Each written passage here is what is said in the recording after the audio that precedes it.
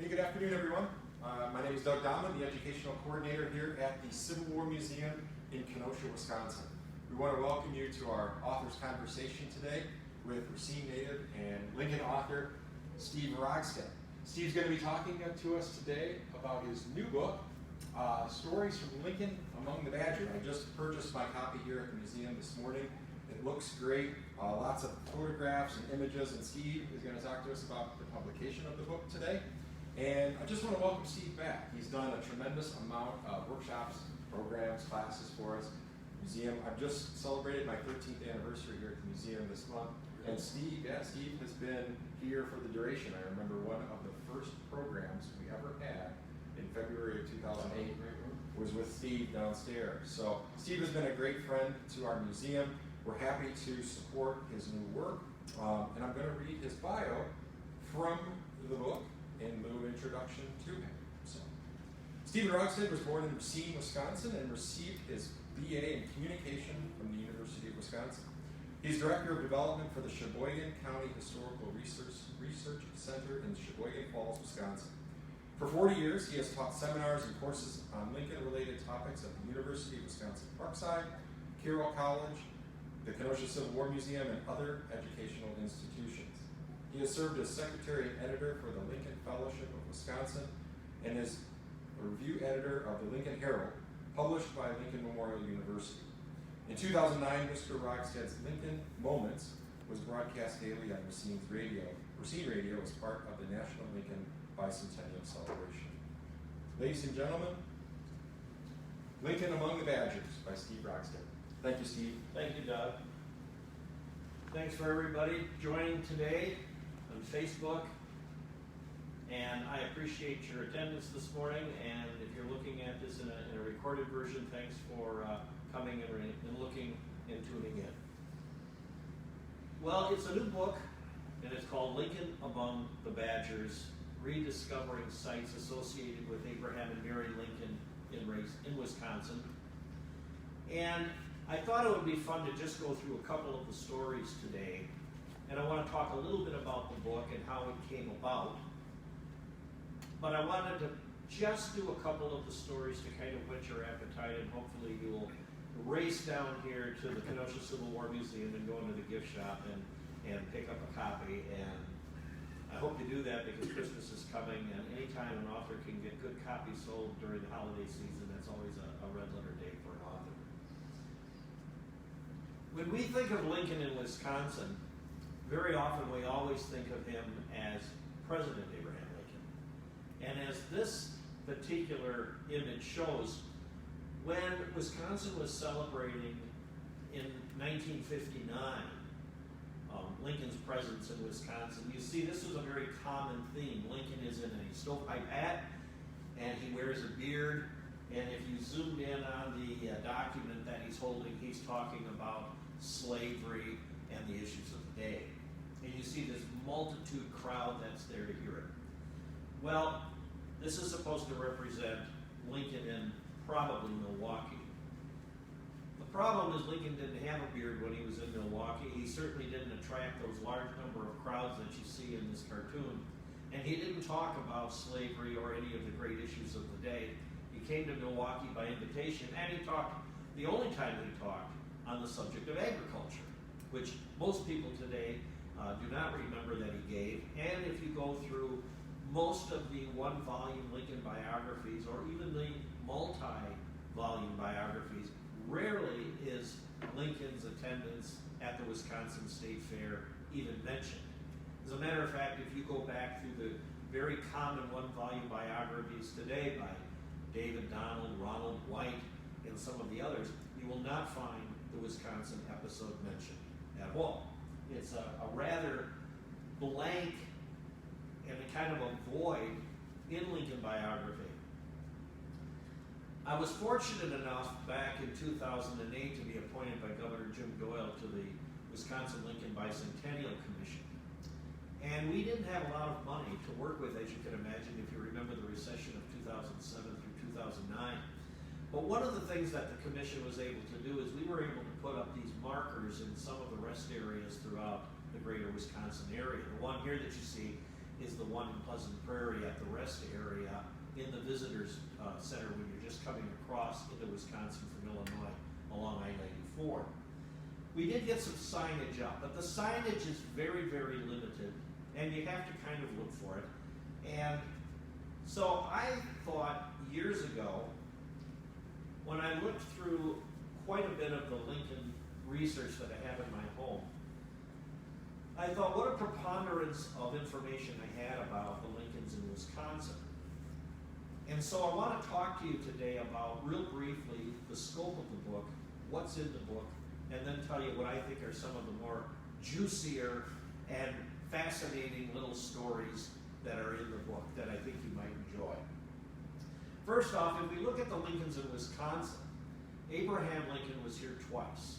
He first marched across our borders, either on foot or by horse, when he was around 23 years of age, and he was a volunteer soldier, and some would call him a militiaman for the Illinois State Militia when he came across trying to locate Chief Blackhawk and his band of Sauk and Fox Indians in what we know today as the Black Hawk War. And he came up through Beloit and Janesville, and he reached as far as Fort Atkinson and eventually was mustered out of service after 3 enlistments near Whitewater in a town called Cold Spring. He came back in 1859 by invitation to speak at the Wisconsin State Fair. And at that time, the fair was held today as what is known as the Marquette University campus. So if you go down to 13th and Wells, right in the heart of that urban area, you'll find, but you got to look for it, a little marker off to the southwest on land of the Marquette campus, and it commemorates Lincoln speaking there. Mary came both times after her husband's death.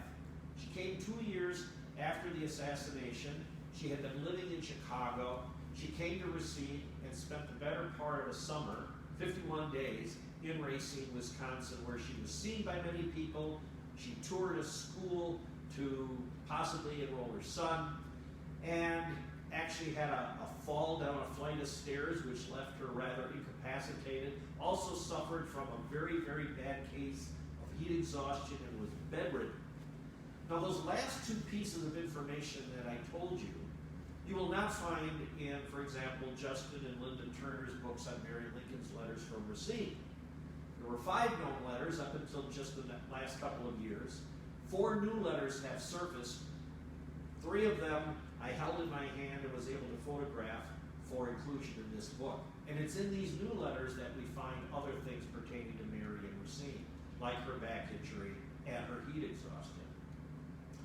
After she left Racine on August 13th, it appears the very next day she boarded a boat in Chicago with her son Tad for a 2-week Great Lake boat excursion that went up Lake Michigan, through Sault Ste. Marie, on to Lake Superior, and over to the Apostle Islands.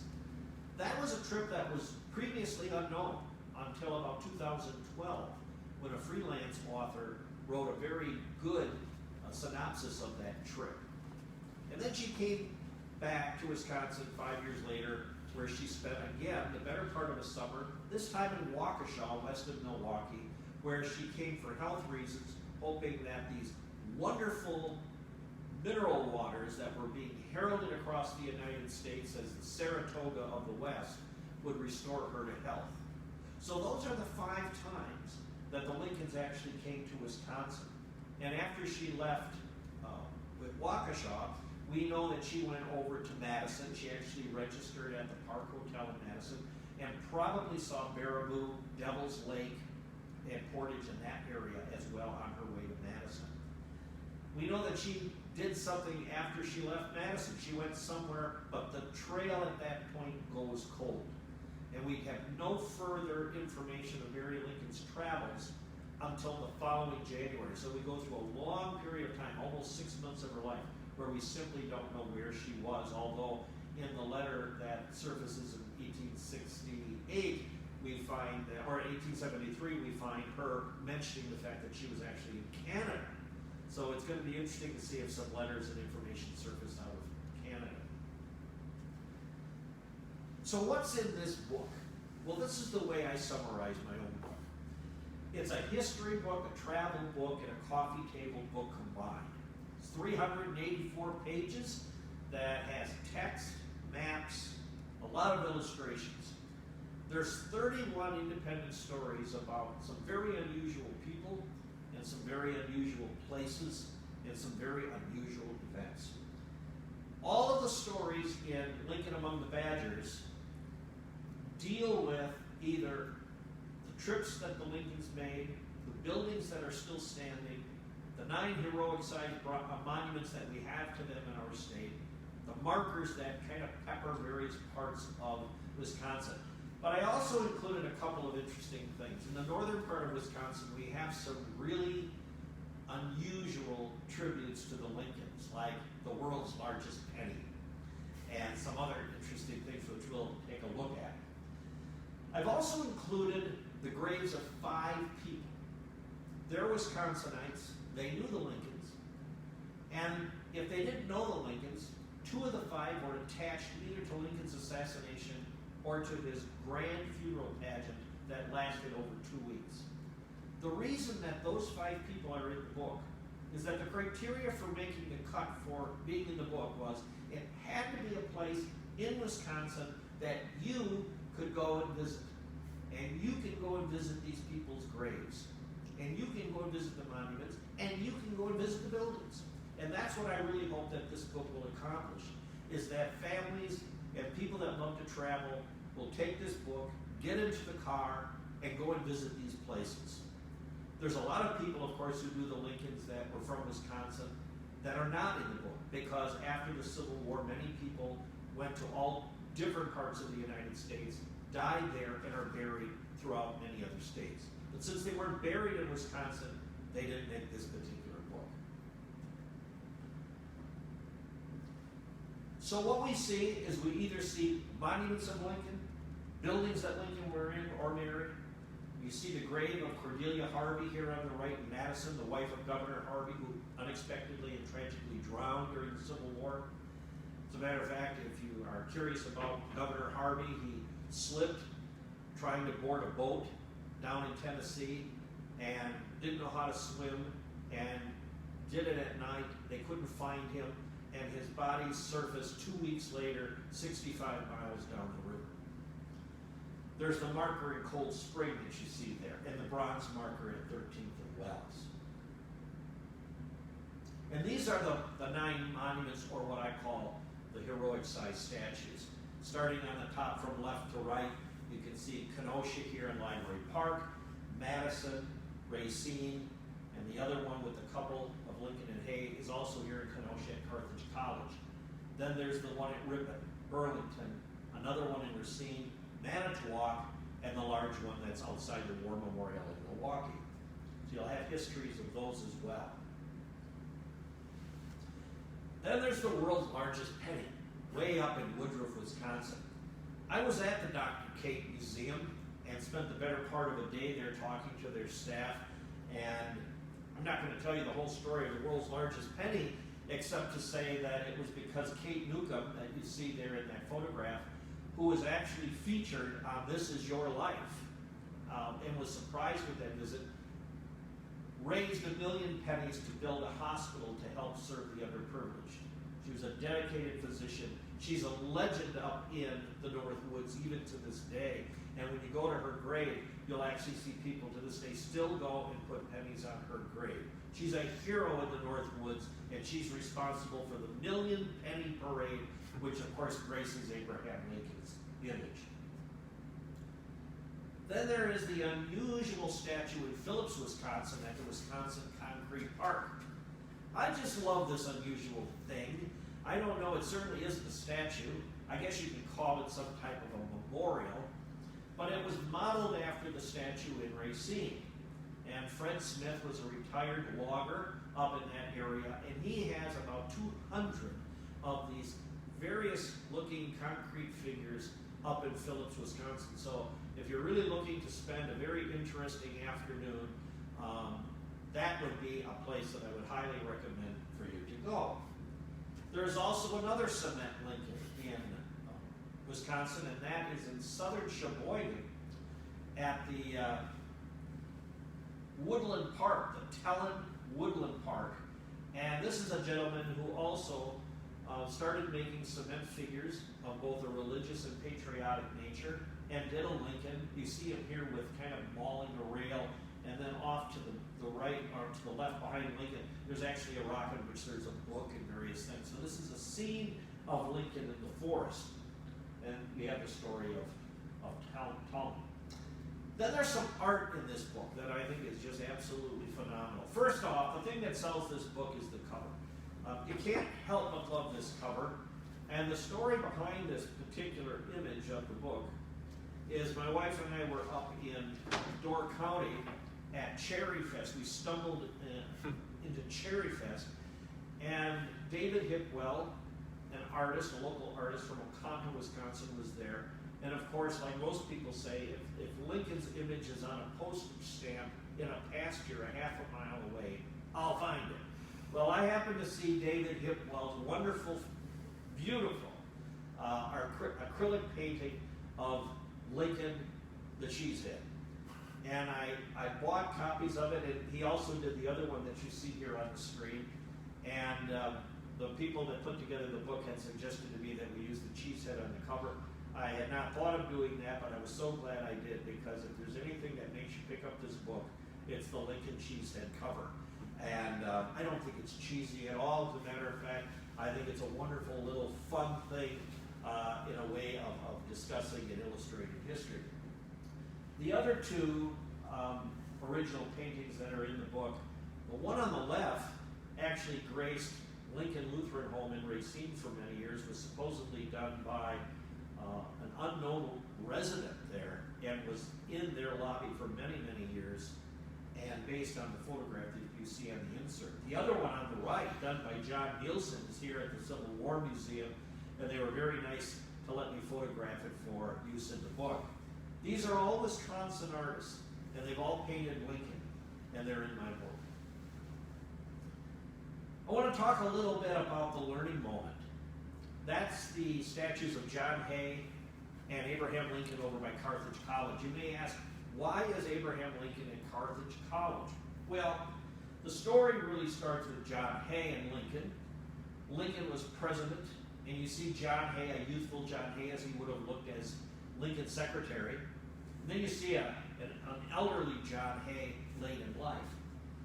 Hay lived until the early 1900s and was one of two of Lincoln's private secretaries who lived in the White House with him. In fact, John Hay and the other secretary, John G. Nicolay, would write a 10-volume Life of Lincoln in 1890, which was serialized in the Century magazine, and it was like the publishing event of the century almost. We know a lot about Lincoln in the White House because of the diaries and the journals and the things that John Hay wrote. And Hay was in his 20s, if you can imagine being the White House secretary. Lincoln was in his 50s, and Lincoln really viewed Hay as somewhat of a surrogate son. He lived in the White House down the hallway. Well, John Hay went to an institution called the Illinois State University, which was in Springfield at that time, where Lincoln met Hay. Lincoln sent his son Robert to Illinois State University. So both his son Robert and John Hay were alumni of that university. And, you know, Robert was a little full of himself as a young man and thought that he had received just the finest education by going to the university. Except when he went to Harvard, he failed 15 of the 16 entrance examinations, which really showed how deficient his Springfield education had been. He did go to Phillips Exeter Academy for 1 year in order to be able to pass the institution's entrance exams, and he was ultimately admitted to Harvard. Hay also graduated from Illinois State University. Well, due to some economic downfalls, that institution left Springfield and relocated in another town in Illinois called Carthage, where it changed its name to Carthage College, and then subsequently again later, it moved up to Kenosha, Wisconsin, which we know it today as Carthage College. Lincoln was added to the Board of Trustees the year he was elected to the presidency, because it always looks good to have a president under Board of Trustees. Robert was an alumni. John Hay was an So I remember when these statues were put up in 1997. I was there the day they were installed. It was a great thing to see them come up, brought in by a crane and installed. But this is the learning moment. And they're there because you have an alumni of John Hay talking to his boss, who was on the board of trustees. Michael Martino, the author, has given us a moment where Lincoln is giving some work to Hay in the White House office, and he has stopped. And if we've ever been in a classroom, and this was the kind of concept that Martino was trying to capture, we've all been in a classroom where we're diligently writing our notes and following the professor on some great thing. And then all of a sudden the professor or the teacher stops and goes off on some seemingly irrelevant tangent. Lincoln was great on irrelevant tangents. He loved telling these stories that would come to his mind. So Lincoln has stopped giving Hay work. He's giving him this story. And Hay has become so enraptured with this story that he's put his pen down, he's put his book down, and he's simply enjoying Lincoln telling him this story. It's called a learning moment, where you get more out of the tangent than you ever get out of what they're actually trying to teach you. I put this little insert in on Robert Lincoln because the poor guy, who went on to have a very illustrious career in American politics, never was represented as an alumni at Carthage College. These are some images of Robert Lincoln through his life, from a young to an old man. He lived until 1926, at the age of 82 when he died in his sleep, and ended up being minister to Great Britain. He was president of the Pullman Railroad Company out of Chicago.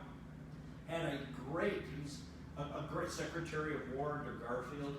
Had a great illustrious career both in politics and outside of politics and in business. But he's not represented at Carthage College. I like to think, and I've added into this book this wonderful story that John Hay actually recorded in his diary some 3 weeks before he died. Hay had a dream, as now he is an old man, 3 weeks away from death. He wakes up and he records in his diary that morning. He says, "Last night I dreamed that I had been summoned to the White House," which wouldn't have been surprising for John Hay, since he had actually labored through 5 different presidential administrations and was Secretary of State as part of his career. But he shows up in this dream at the White House, and who meets him but Abraham Lincoln? And Lincoln tells Hay, I know you've been ill. I'm really sorry you've been ill, which was true. Hay was in ill health at the end of his life. He says, I'm really sorry you're ill, but I have a couple letters I need for you to sign and get into the mail for me. And Hay records the diary, which was something I was so glad that health-wise I was able to do for him. And I went and took care of this correspondence for him. And then he says, and I woke up. And he says, I think of all the people that I would have seen at the White House, it would have been Lincoln. And he says, the entire dream just left me with this overwhelming feeling of melancholy, because Hay just loved Lincoln. And Lincoln had such a fondness for Hay. And so here he is at the end of his life. Of all the people he could dream about, it was Lincoln that was still stalking him in his sleep. I think it's just a marvelous story. So I put in this image from the movie Lincoln, showing Daniel Day-Lewis playing Lincoln talking to his secretary here. Is that what we see at Carthage? I like to think that that's part of it. I think we've tapped into the dream a little bit. And then the other story I want to talk about a little bit is about the seated Lincoln at Library Park in Kenosha. I love this story, and I didn't think it would be an interesting story to write at all. As a matter of fact, I saved it for the very last essay I wrote for the book. I actually dreaded writing this particular essay because I thought it was going to be quite uninteresting and not that altogether fascinating. And then I read the story, and I did the research, and I have to tell you, I've told more people when they pick up my book, start with the Charles Niehaus statue in Kenosha, because I think it's one of the most fascinating stories that you'll find in the whole book. And this is the way I started writing about it in the book. I said, the story about the unveiling and dedication for the seated figure of Abraham Lincoln at Library Park in Kenosha is anticlimactic.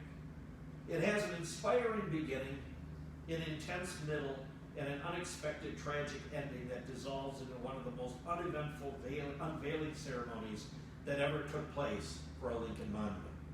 Few people today know anything about the statue's creator, Charles Henry Niehaus, or about Orla M. Calkins, the man who is responsible for having it placed in Kenosha. It is truly a sad story because on the day the statue was unveiled, the only people that showed up were a small group of Civil War veterans who paid little attention to the statue because they were saluting Mr. Calkins, who was being driven by it in a hearse. I don't think you could make up any nonfiction or fiction that would equal the story of Charles Lackley and Orla M. Calkins. And the story in brief is this. Charles Hackley over in Muskegon was a former Kenoshan. And he went and made his fortune over in Muskegon, Michigan. Became very, very wealthy. And the insert you see there is of Hackley Park. Hackley Park was land that Hackley had bought.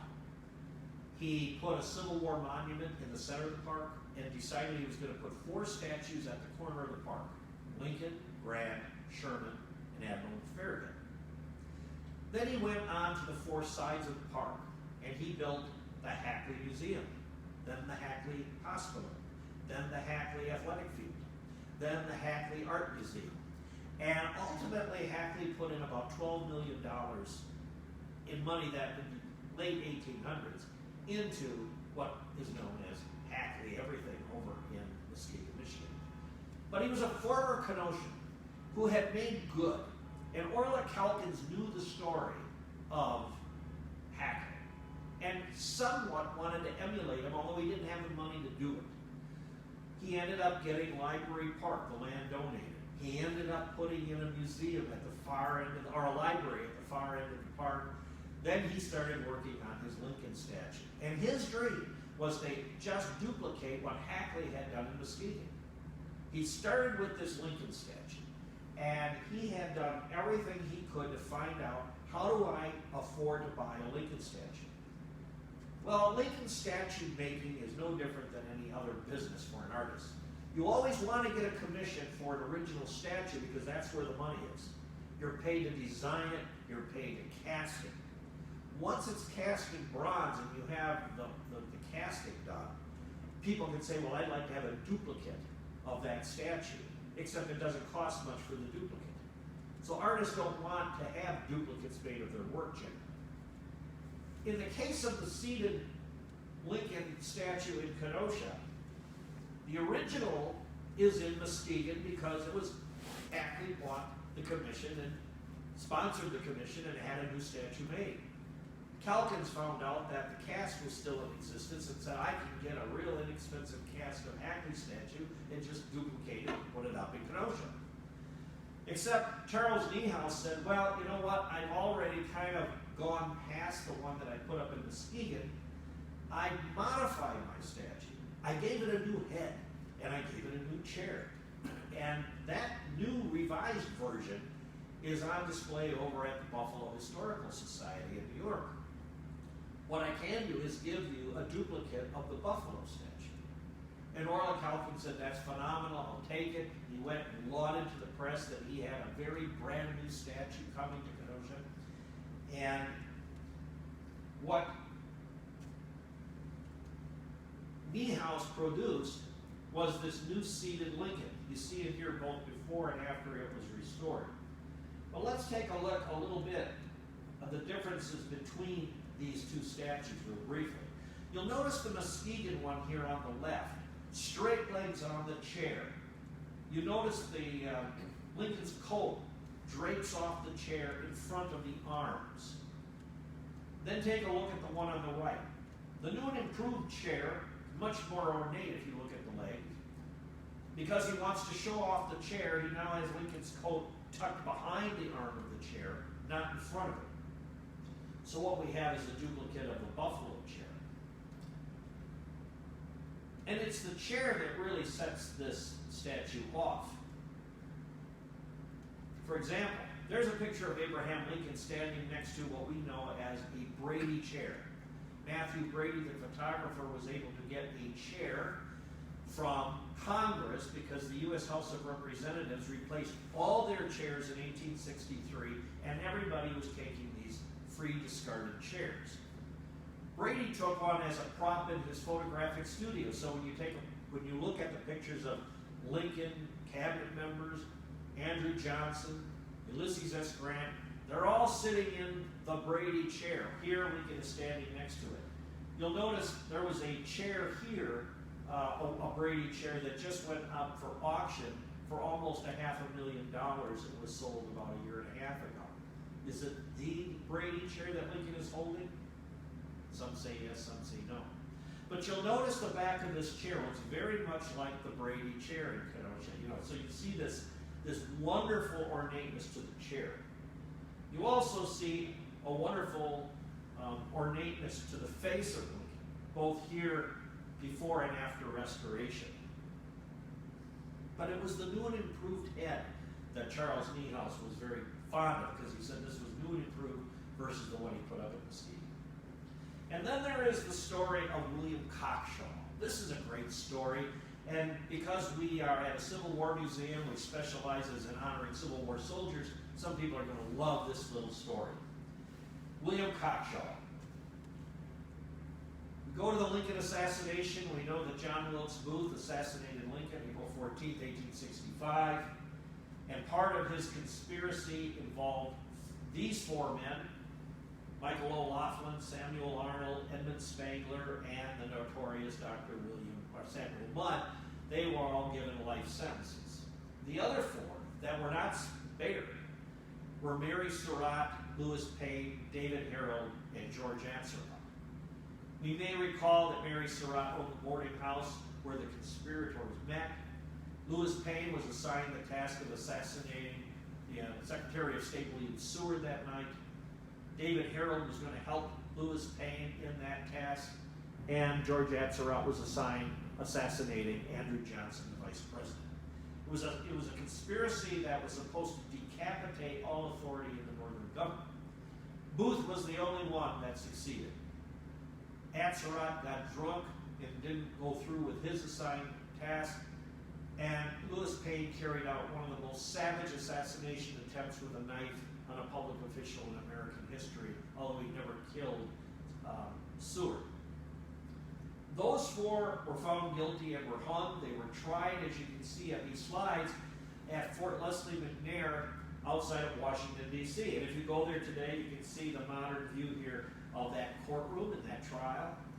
And if you look at the larger image of the scaffold and everything in the courtyard, today those are tennis courts. So you can be actually playing tennis on the spot where Mary Surratt and the others were executed.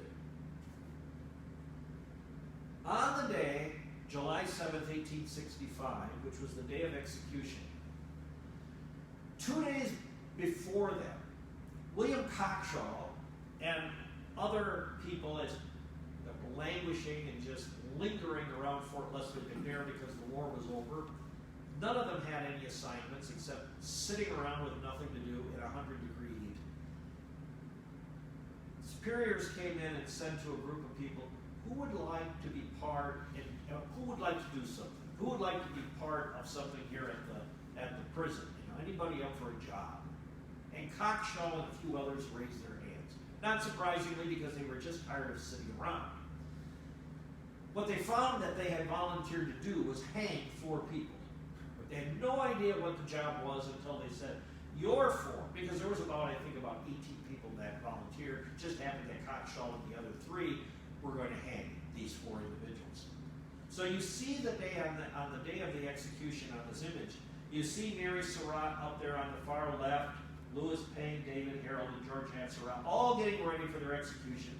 And down there on the lower left, holding onto his prop, is William Cockshaw. You see him in about 7 images that day because Alexander Gardner, the great Civil War photographer who studied under Matthew Brady, if we go back to this screen if you see the courtyard seat and you go to the left and you see that darker looking building with the 3 upper windows, Gardner set his camera up in one of those 3 upper windows and started photographing the scaffolding event. And so he saw, you can see Coxall there on the front, you see his partner in the back, then you go to the right, you see his other person at his post with another one behind the post. Well, those are the 4 that are going to be what they call the prop knockers. And the idea here is that the front of that platform is only about 3 feet deep, and once you knock the props out, that thing swings down, and you hang the people that were standing on it. That particular day, you can see Cockshaw. Various images of him holding on. But it's 100 degrees, and he's in this woolen outfit, and he's been doing this for 2 days, practicing hanging people, because they put 300-pound artillery shells in bags, and they had to knock the prop out, reset it, hang it again, reset it. 2 full days of being in the sun, knocking out and hanging fake people. He's finally out there on July 7th, and many people thought they might kill and execute the 3 men, but there's no way they're ever going to execute a woman. And that was the common belief, that Mary Surratt at the end of the day was going to get some type of immunity and she would be spared. And then to their horror, they found out that she was indeed going to hang. And the man that made the nooses usually put the regulatory 7 turns in the noose, had only put 5 in her noose because he really felt it wasn't going to be used. And in fact, it was used. And he would later say it was very gratifying to know that a 5-turn noose will hang somebody just as sufficient as a 7-turn noose. But you see Cockshaw on the far left in that brownish image. He became so ill listening to Mary Surratt up there pleading for her life and the heat that he bent over and vomited. And there's the picture of him bending over and vomiting. It's all caught by Alexander Gardner. One of the statements that came out was that Mary Surratt said, "Please don't let me fall. Please don't let me fall." Cockshaw heard a different thing. He heard Mary Surratt above him, and they bound her hands behind her back extremely tight to the point of almost losing circulation. And she says, "It hurts, it hurts." And the gentleman who had bound her said, "Don't worry, it won't hurt for long." There was absolutely no compassion at all on the scaffold for any of the 4. Then you see Cockshaw in the back with his partner there about ready to knock out the props. And they hung. They were left suspended for 30 minutes before they were cut down. They were buried in their clothes. They put names of the people in jars and put them in pine boxes. And in other images of that scene, you will see the graves dug off about 100 feet beyond the scaffolding. And they were marched past their open grave knowing that that's where they were going to reside. And finally, you see these images of when the body stops swinging. William Coxall went back to the town that he was from, Beaver Dam, Wisconsin, and that is where he's buried. So you can go and see the man who executed the first woman condemned and executed by the federal government. And then there's the story of Alexander Gardner, the daguerreotypist. He's another guy that's kind of lost to history, but he lived in Racine and ended up becoming a very good daguerreotypist. He was married in Racine. He had a small daughter named Ida Louise, and he took one of the most famous images of the Falls of Minnehaha, which inspired Longfellow to write his poem, Hiawatha, and later met Alexander Gardner and said it was his photograph, this photograph, that prompted him to write that poem. Well, Gardner first met Abraham Lincoln in 1857 in Chicago, where Gardner had his great studio, and Lincoln came up and had his photograph taken at the request of friends. They matted down his hair and tried to make him look good. Lincoln said, "Well, you know, if it looks this way, nobody will recognize me." And according to one of these stories, took his hair, mussed up his head, and then had Gardner take the photograph. It wasn't a very complimentary photograph, and Lincoln would say the major person that didn't like it was his wife, who thought, because of the unruly condition of the hair. But 3 years later, when Lincoln's running for the presidency, he's in the old state capitol in Springfield, and they said, we need to take some campaign photographs. Who should take them? And Gardner's name was the first one to come up. And so they said to Gardner, can you come to Springfield and take campaign photographs for our candidate? And he said, of course. So he came up from Chicago, went down from Chicago, and you see these rooms. The one on the left is actually the governor's room, reception room, where Lincoln had his campaign headquarters at that time. And then to the right is the governor's private study. I believe it's in one of these two rooms where Lincoln was backed up against one of the large windows, as Hessler talked, and I had Lincoln for 4 hours to pose him and take all these beautiful images. They become the most popular of the campaign photographs and the beardless photographs we have of Lincoln. You see Lincoln's prominent nose. I love the nose in all of these. He's almost like sniffing something out or peering at something in the distance. Hessler really captured him that day. As a matter of fact, these two, each one of them sold over 10,000 copies to the general public. Because we have to remember at that time, people bought these images, framed them, and put them up in their parlors and their homes. And so people that did not know what Abraham Lincoln looked like found what he looked like very adequately from Hessler's photographs. And you just see that prominent nose. I mean, you almost see the pores of his skin in these. And Hessler ended up dying in Evanston, taking a group photograph for a high school reunion well into his 80s, and he's buried in Racine, as is all of his children, including his little daughter, Ida Louise, who you see the little grave there flattened on the ground. So there's another statue of Lincoln in Racine that has the wrong name on it. It was done by Albert Louis Vandenbergen, but Leonard Volk's name is on it. There's a story about that in the book.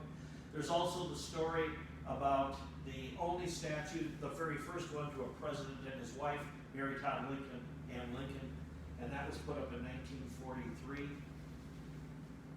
And so, one of the great questions that I think will come from this book is, what do we do with Abraham Lincoln? If we've been following national news, we know that there are schools of thought as to whether or not we should maintain his statuary. There's been some talk about the one at Baskin Hill here, seen here in Madison. There's been some talk of removing it. I think that this book, when you read it, you might become very acquainted with the reasons they were put up. And it might surprise you that they weren't put up for the reasons you might think they were put up. And you're going to meet some very unusual people that put these statues up, these markers up. So Lincoln Among the Badgers is a story about Lincoln in our state, Mary Lincoln in our state, the monuments, the markers, the people that knew him. And if you want to get the book, you can go to www.schrc.org, which is the acronym for the Sheboygan County Historical Research Center, who has published the work. So I thank Doug Dahman, and I thank the Civil War Museum for having me here today. I hope that you'll enjoy Lincoln Among the Badgers.